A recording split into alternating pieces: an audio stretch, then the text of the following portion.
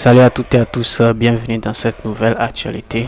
Dans cette nouvelle vidéo, je vous présente un extrait d'un live du professeur Franklin Nyamsi qui nous explique de façon détaillée à quel point l'Europe dépend des États-Unis. Bref, tous les pays de l'Europe dépendent des États-Unis.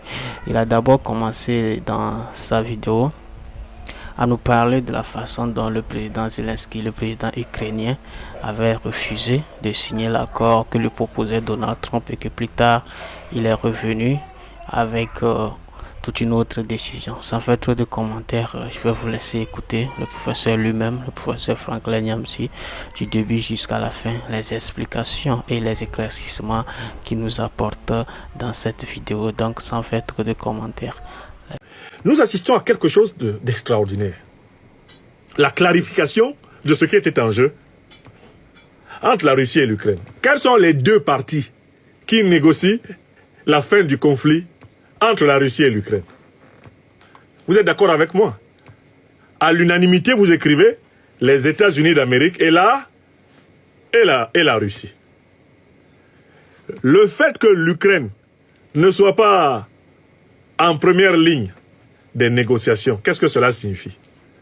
Cela signifie, sans le moindre risque de se tromper, que l'Ukraine n'était rien d'autre qu'un lieutenant des États-Unis et que la guerre entre l'Ukraine et la Russie était en réalité une guerre par procuration des États-Unis et de leurs alliés de l'OTAN contre la Russie. Voilà le premier enseignement. Deuxième enseignement. On a entendu dans la première phase le président Trump énoncer qu'il avait obtenu la signature, la reddition complète, la capitulation de l'Ukraine à sa demande de signer l'accord sur les terres rares et l'accord sur les minéraux précieux de l'Ukraine. Les Ukrainiens ont signé des deux mains et des deux pieds. Pourquoi ont-ils signé des deux mains et des deux pieds? Mais parce qu'après la malencontreuse attitude du président Zelensky à Washington a coupé le ravitaillement militaire à l'Ukraine, histoire de lui montrer quoi? Que sans les États-Unis, l'Ukraine ne serait même pas capable de poursuivre la guerre pendant 2 jours. Le jour même où Washington a suspendu la fourniture du renseignement aérien, du renseignement stratégique, suspendu le ravitaillement en armes, vers 15 heures le même jour, soit à peine 6 à 7 heures de temps après la décision de Donald Trump, Zelensky capitule, Zelensky se rend pieds et poings liés et accepte de signer, annonce qu'il signe tout ce que Trump veut. Mais il y a un troisième enseignement, c'est que les plus bruyants, depuis que cette histoire entre la Russie et l'Ukraine a commencé, quels sont les dirigeants les plus bruyants? Nous, Africains, nous observons. Quels sont les dirigeants les plus bruyants dans cette affaire? Vous savez qui sont les dirigeants les plus bruyants? C'est ceux de l'Union européenne. Mais est-ce que vous avez entendu qu'on a demandé à un dirigeant de l'Union européenne de donner son point de vue dans la négociation? On voit donc très bien que les dirigeants de l'Union européenne eux-mêmes, en réalité, à qui est-ce qu'ils obéissent le doigt sur la couture? Comme l'a rappelé d'ailleurs le président Vladimir Poutine. À qui obéissent les présidents, les premiers ministres de l'Union européenne? Qui est leur patron? Systématiquement, le patron de l'Europe, c'est le président des États-Unis d'Amérique. Quel qu'il soit issu du Parti démocrate comme l'était Biden, ou qu'il soit issu du Parti républicain comme l'est Donald Trump, le patron de l'Union européenne, c'est le président des États-Unis. Je comprends pourquoi certains dirigeants français et européens ont du mal à considérer que les Africains pensent par eux-mêmes.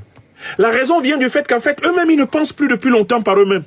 Ils sont devenus des marionnettes des États-Unis. En effet, quand toi tu es une marionnette, tu ne peux pas comprendre que quelqu'un soit libre. Et au moment où ils se soumettent, parce que Trump les menace de leur imposer 200% sur les vins et champagnes qui partent d'Europe, c'est là que Vladimir Poutine en profite pour sortir.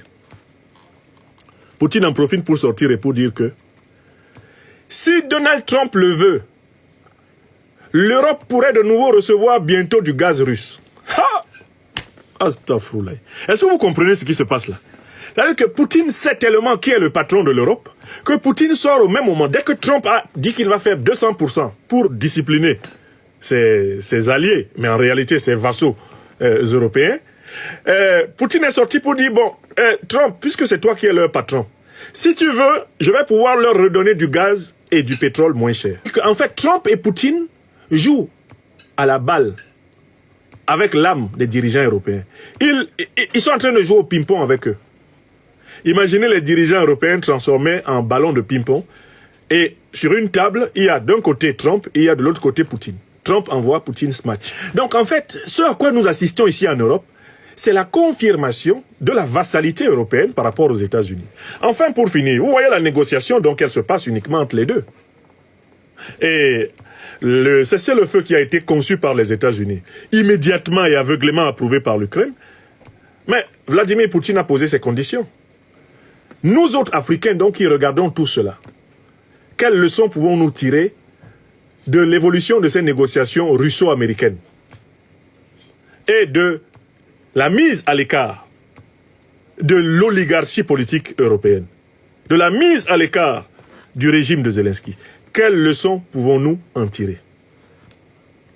Nous devons en tirer une leçon, c'est que le monde dans lequel nous sommes est un monde où le rapport de force est indépassable comme condition de l'équilibre des relations internationales. Donc nous avons intérêt, nous Africains, à continuer d'aller vers l'intégration sous-régionale, à construire, là, l'AES le fait très bien, des confédérations, des fédérations fortes.